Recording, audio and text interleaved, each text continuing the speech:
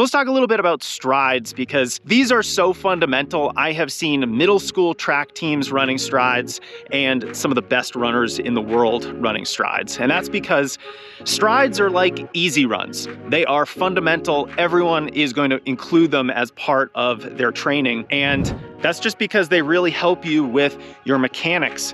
They help you getting good at running fast, feeling comfortable running fast. But there are some different types of strides. And so in this video, I want to talk more about the types of strides, where and how to do them, plus the differences between all of them and how to start with the easiest version of a stride and then move to the more advanced versions of speed development for endurance runners. Let's get into it.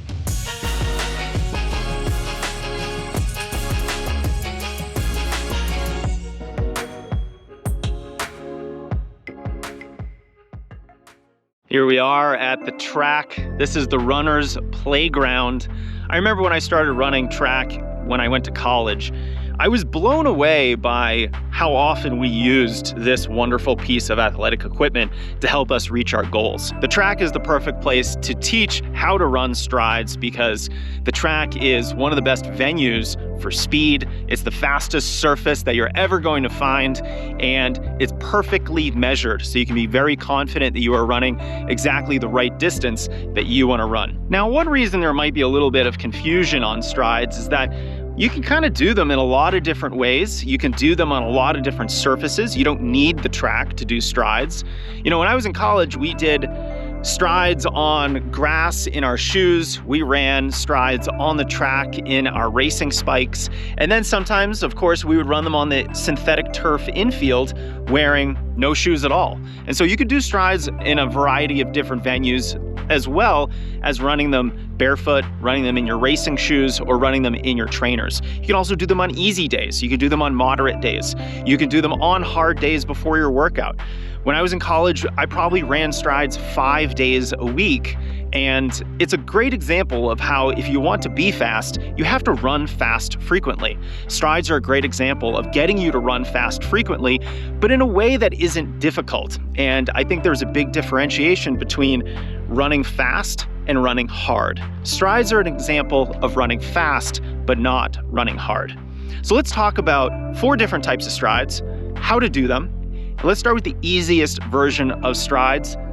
I can't actually show you here on this track, but it is an uphill stride. Uphill strides are a little bit easier than flat strides. So let's talk a little bit more about that. Uphill strides are done on, you guessed it, an incline, an uphill. Now, they shouldn't be super steep. You don't want to get into the 7, 8, 9% grades that you would find during a normal hill workout. Remember, this isn't a workout. We just want a 3 to 5% grade, and you're gonna run strides the traditional way, except uphill. This is about a 20-ish second acceleration, where you build to about 95 to 98% of your maximum speed. So it is very, very fast. However, it is not a full sprint. You're not gonna wanna be going at 100% intensity. Strides are a way to run at a slightly sub-maximal speed in a way that gets you comfortable running that quickly. You're just gonna do it uphill, and you're gonna take that 1 to 2 minutes of easy walking in between each one of those hill strides. You wanna accelerate up to that 98% max speed. You don't wanna just start the whole stride right at that speed, because remember, this is not a repetition. Like if you were running mile reps at your goal marathon pace, which might be, say, 7 minutes a mile, well, you wanna run each rep at 7-minute pace. You don't wanna run the first part of the repetition faster than the last part. You wanna run fairly even for those reps. But when you run strides, you wanna think of it as a bell curve.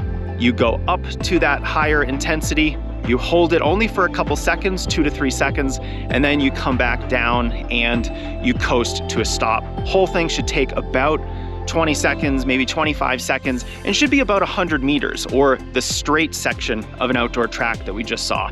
Now, if you want to make that uphill stride a little bit harder, get off the hill.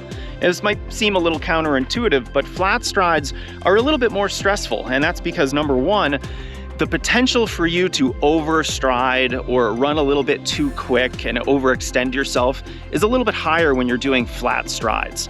Running uphill allows you to really reinforce good running form, and it's really hard to overstride when you're running fast uphill. Now, the other reason that flat strides are a little bit more challenging is because not only do flat strides put you in a position where you could run with worse form, but it also puts you in a position where you can actually run faster.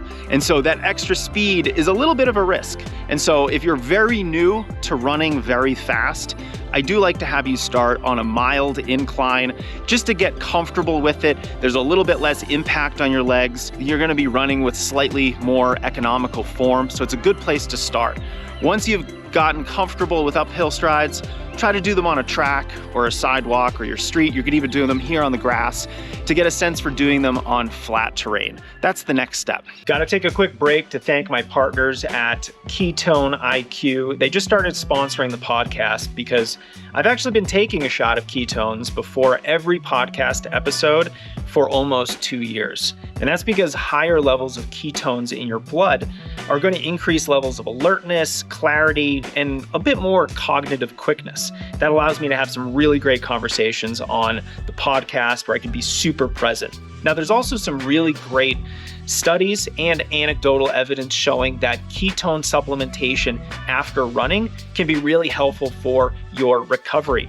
I know that some of the best ultra runners in the world, marathon champ Des Linden, and even a Tour de France championship cycling team are all using ketones after their races for extra recovery.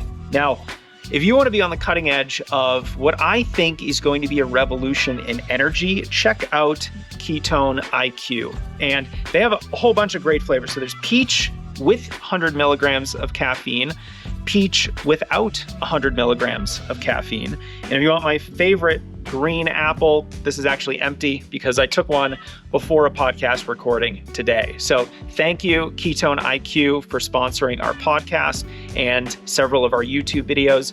If you want to get 30% off a 6-pack of Ketone IQ in your first subscription order, plus, let's see, a free sample pack of Ketone IQ, go to ketone.com/strengthrunning. They're going to hook you up with some goodies. You can test it, see if you like it, and I hope that you are feeling a little bit sharper and recovering better from your runs. All right, so once you're comfortable with uphill strides and flat strides, the next step is to try hill sprints.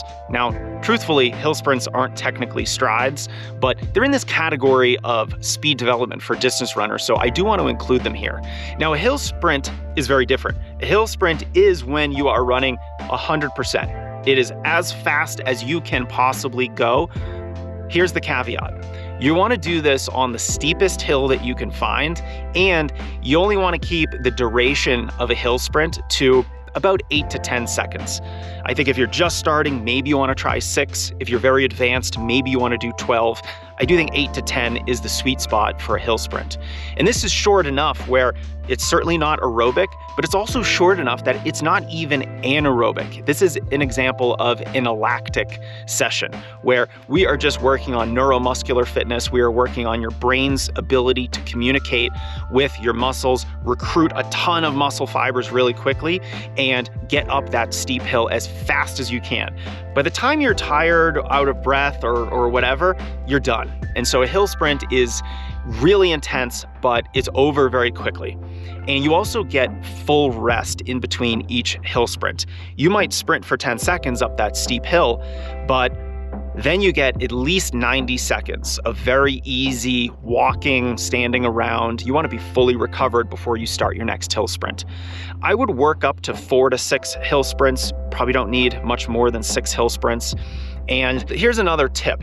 The first hill sprint, maybe we do that at 99% effort. Let's sort of accelerate into it just a little bit, just to help yourself warm up. Now, of course, you want to do these warmed up. You don't want to do any kind of very fast running when you're fresh and you haven't been doing any running ahead of time. So do your easy run and then do a session of hill sprints afterward. These are hard, they're intense, but they're over very quickly. And because of the repeated bout effect, after a couple sessions, you're gonna feel really good. You're not gonna feel so sore. And it's a wonderful way of doing very running specific strength work as well as speed development for runners. And for those of you brave enough, if you're still here, there's one last thing that we can iterate on this concept of strides. We could do our uphill strides to get comfortable. We could start doing flat strides, get really comfortable with running at 100% intensity with hill sprints. Now we take away the hill.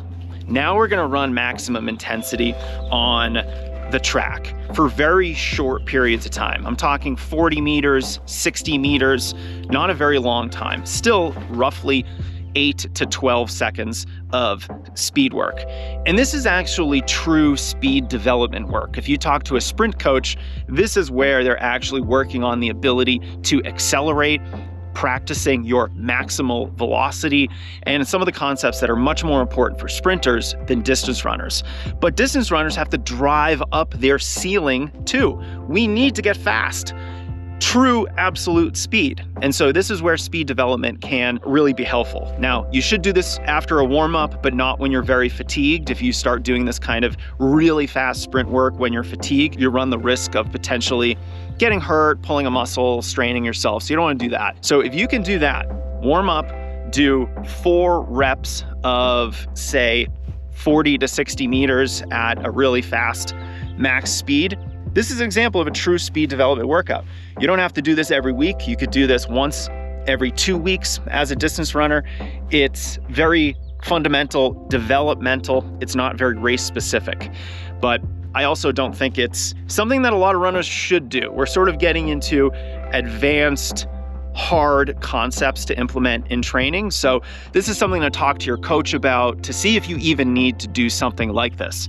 But regardless of whether you try this true speed development type work, I hope you get into some type of strides. You know, they're so fundamental. This is why I put strides into every running plan that is included in Strength Running's training programs. Strides are a necessary part of your development as an athlete, just like a long run, just like a recovery run. So we want to keep doing it consistently. You rarely want to go more than 2 to 3 weeks at a stretch without doing any strides. So if you found this video helpful, I want you to try strides if you haven't yet. Let's report back. Leave a comment on this video about your first experience running strides. I'd love to help you along if you have any questions, so be sure to leave any comments below this video, and I'm happy to help.